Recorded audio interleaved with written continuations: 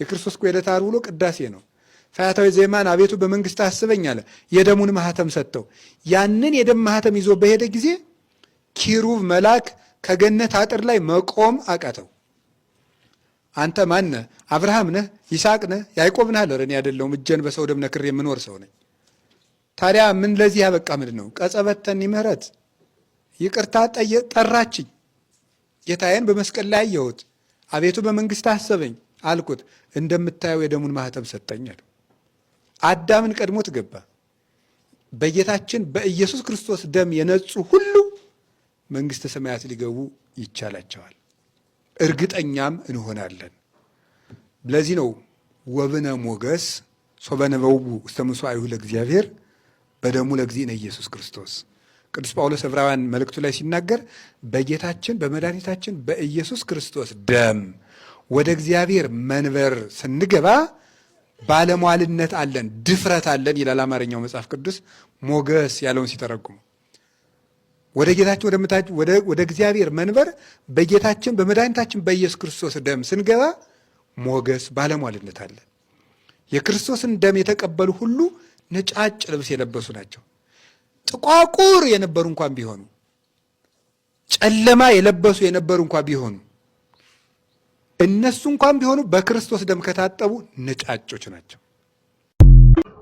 በዕለተ ዓርብ በተሰቀለ ጊዜ መላእክት እኮ ነበሩ። በነገራችን ላይ ክርስቶስ በተሰቀለበት በዕለተ ዓርብ እንደ መላእክት የተጨነቀ የለም።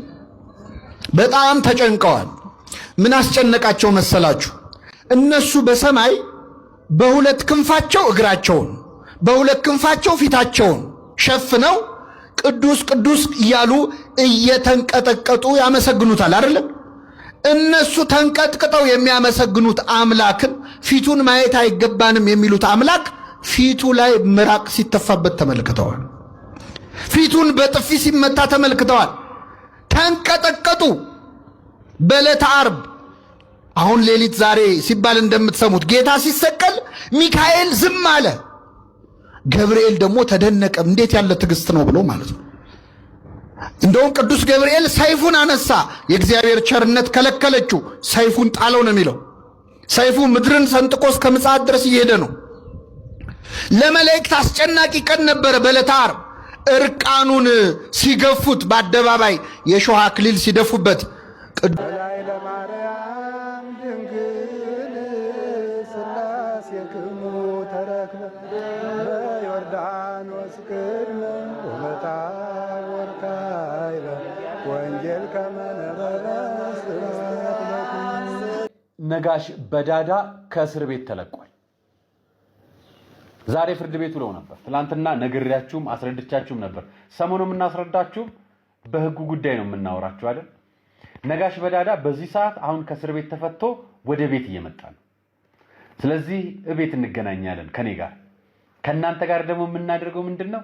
ነጋሽ የገጠመው ነገር ምን ነበር፣ እስር ቤት የነበረው ጉዳይ ምን ነበር የሚለውን አረፍ ካለ በኋላ ይዤላችሁ መቅረብ ይሆናል።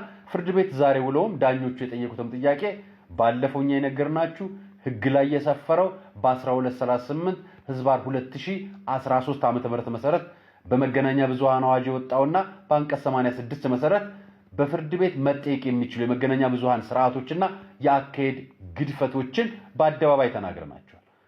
ዳኞችም የህግ አካላትም የፍርድ ቤትም ችሎቱም ጉዳዩን በህጉና በደንቡ መሰረት ተመልክቶት ጋዜጠኛ ነጋሽ በዳዳን በሽብር ወንጀል ሊያስከስሰው የሚችለው ጉዳይ አንደኛ አለመኖሩን፣ ሁለተኛ ነገር የተያዘበት ጉዳይ ምርመራ ተጣርቶ በተረጋገጠ ማስረጃ ቀድሞ ከ5 ቀናት በፊት መረጃው ደርሶት ከዛ በኋላ ፍርድ ቤት ለክርክር ይቀርባል እንጂ ታስሮ ለክርክር እንደማይቀርብ ማስረጃ ጭምር ለእናንተ አቀርበንላችኋል።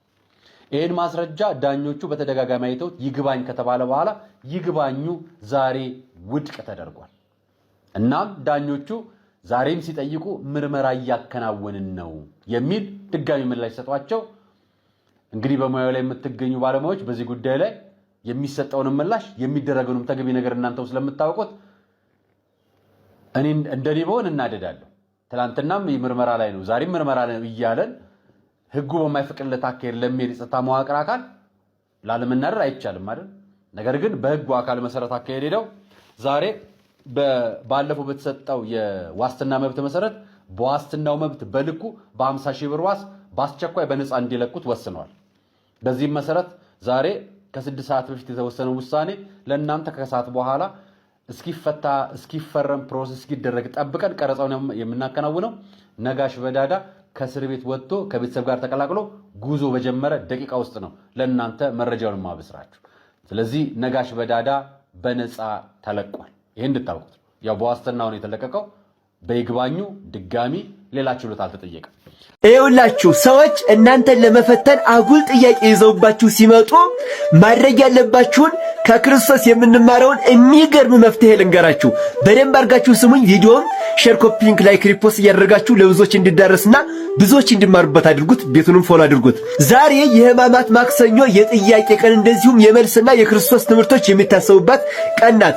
እንደምታውቁት ክርስቶስ ከአይሁድ ቤተ መቅደስ ማለት ነው ሻጮችንና ለዋጮችን የአባቴ ቤት የጸሎት ቤት ናት እንጂ የገበያ ቤት አይደለችም ብሎ እየገረፈ ከቤተ መቅደስ አስወጥቷቸው ነበረ።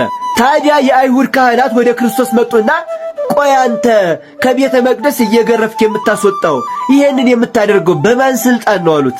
በማን ስልጣን ይሄን የምታደርገው አሉት። የትዕቢት ጥያቄ ማለት ነው።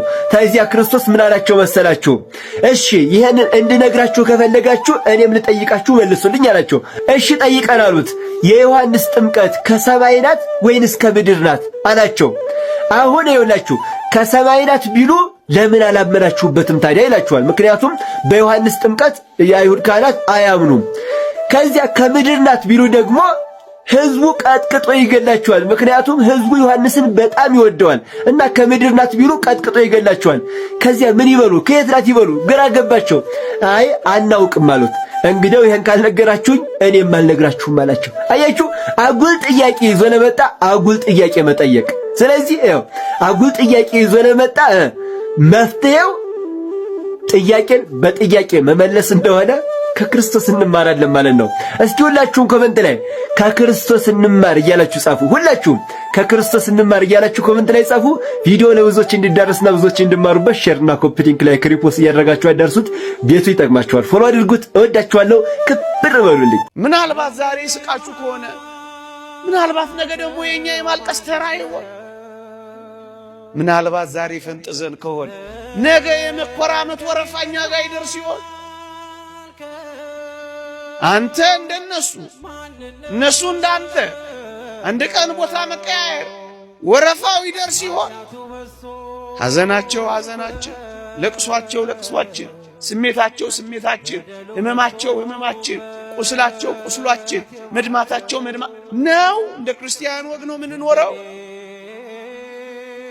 ራሳችንን ከታመሙት ጋር እንቆጥራለን። ይህ እኮ የወንጌል የጽድቅ አንዱ መንገድ እኮ ነው። ሐዘን ሐዘን ሐዘን ይቻለ ጆሮን ጭው የሚያረግ አንዱን ስንሻገረ ወደ አንዱን አለፍነው ስንል ሌላ ጎርፍ፣ አንዱን ተጠለልነው ስንል ሌላው ዶፉ ሐዘን። ታዲያ በዚህ ማማተብ ይቻላል። እየሰማችሁ ነው አይደል? በስመ አብ አልልም አማቱ በሉ እንደዚህ በስመ አብ ወልድ ወመንፈስ ቅዱስ ማለት ይችላል። ማማተብ ይችላል። ማማተቡ የሚሰብከው ምኑን መስሏችሁ ነው? ከሰማየ ሰማያት መውረዱን ነው የሚሰብከው። ይቻላል ማማተብ። ሌላው በሕማማት ሚካኤል፣ አብይ በዓል፣ ገብርኤል ቢውሉ ልንሰግድ ነው ላንሰግድ ነው? አሰግድም እንሰግዳለን የሚል ይጠየቃል። ይሰገዳል። አብይ በዓል ማን ነው? ስቅለት በሉ በሉ ስቅለት በሉ። የስቅለት ዕለት እንሰግዳለን አንሰግድም? የስቅለት ዕለት ከሰገድን የሚካኤል ዕለት እንሰግዳለን አንሰግድም? እንሰግዳለን። ሕማማት ከሆነ ስቅለት ያ በሕማማት የሚውለው አብይ በዓል ሕማማትን የሚያሽር ሳይሆን በስግደት የሚከበር በዓል ነው። የስቅለት ዕለት ከሰገድን በሌሎቹም አብይ በዓል እንሰግዳለን። ከአብይ በዓል ትልቁ የመጀመሪያው በዓል ስቅለት ነው። ስቅለትን እየሰገድን ካከበርን ሌላውንም እየሰገድን እናከብራለን። ሌላው ምንድነው መሰላችሁ? መልክ ይደገማል ብያቸዋለሁ። ጸሎት አይቋረጥም ያለሁት። ከዛ በተረፈ መስቀል አንሳለምም። ምንን እያሰብን ነው? 5500ውን የመከራውን ዘመን እያሰብን ስለምንኖር ነው። ሌላ አንድ ትልቅ ችግር ያለው ምንድነው? የቅዳሜ ስዑር ዕለት ጌታ ተመረመረ፣ ዲያብሎስ ታሰረ የሚባል አንድ ወግ አለ። ይህ አይባልም። ጌታን ማን ነው የሚመረምረው? አይባልም። ካላችሁ ሌላ በሉ ነው ጥያቄ። እንግዲህ የምስራች ተሰማ ዲያብሎስ ታሰረ ጥሩ ነው። ጌታ ተመረመረ ግን ስህተት ነው። ይሄ አይባልም። ጸሎት ይጸለያል፣ ይሰገዳል፣ ይጾማል፣ ራስን ይገዛበታል። በዚህ ምክንያት ሕማማትን እናሳልፋለን ማለት ነው። ይሄን ቪዲዮ ሼር፣ ኮፒ ሊንክ፣ ላይክ እያደረጋችሁ ለዲያቆናት በሞላ አድርሱልኝ። በተለይ ደግሞ አዲስ አበባ ላሉ ዲያቆናት በደንብ አድርሱልኝ። ይኸውላችሁ አድንኑ ስትሉ በእደ ገብሩ አለቃው ቆሞስ ከሆነ በእደ ገብሩ ቆሞስ ትላላችሁ። ደግሞ ጳጳስ ካለም በእደ ገብሩ ጳጳስ ትላላችሁ። ነገር ግን አለቃው ካህን ከሆነ ሕጋዊ ካህን ከሆነ አድንኑ አርሲክሙ ቅድመ እግዚአብሔር አምላክነ በእደ ገብሩ መምህር ከመ ይባርክሙ ነው የምትሉት። ይሄ አቶ ማሽቃበጥ ነው እንጂ በእደ ገብሩ ካህን ነው መባል ያለበት። በእርግጥ በእናንተም አይፈረድም። አለቆቹም አሉ በእደ ገብሩ ካህን ከተባሉ ይከፋቸዋል አሉ። በእደ ገብሩ መምህር ሲባሉ ነው አሉ ደስ የሚላቸው። በእውነት ይሄ እኮ አለማወቅ ነው እንጂ አሁን እንዴት ከክህነት እንዴት መምህርነት ይበልጣል ስታስቡት? እንዴ ክህነት ነው እኮ ትልቁ። እንዴ መምህር እኮ ክፉ የሚያስተማር እኮ መምህር ይባላል።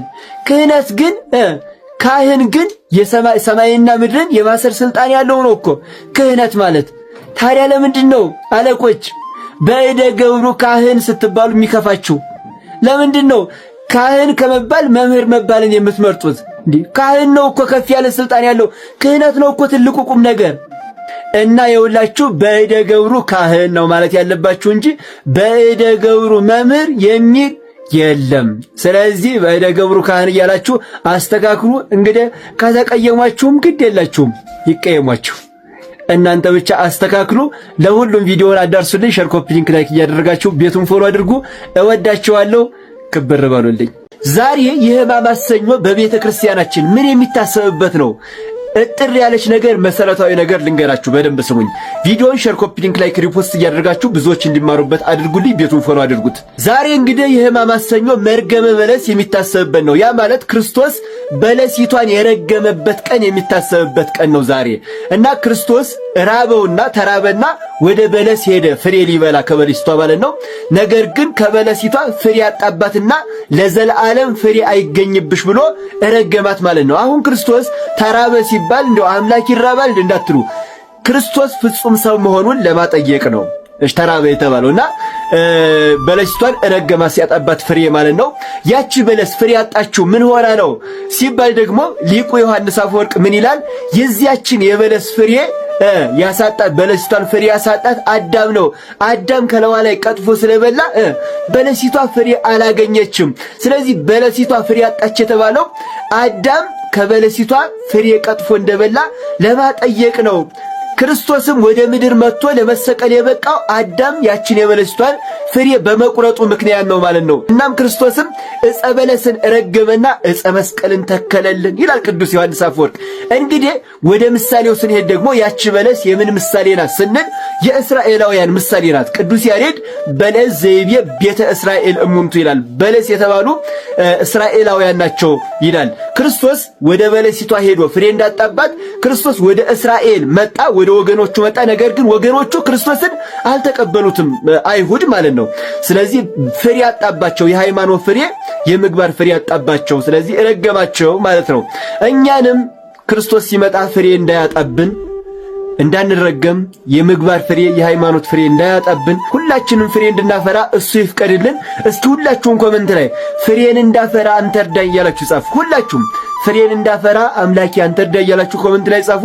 ቪዲዮ ለብዙዎች እንዲደረስና ብዙዎች እንዲማሩበት ሼር፣ ኮፒ ሊንክ፣ ላይክ፣ ሪፖስት እያደረጋችሁ ለብዙዎች አደርሱት። ቤቱ ይጠቅማችኋል። ፎሎ አድርጉት። እወዳችኋለሁ። ክብር በሉልኝ።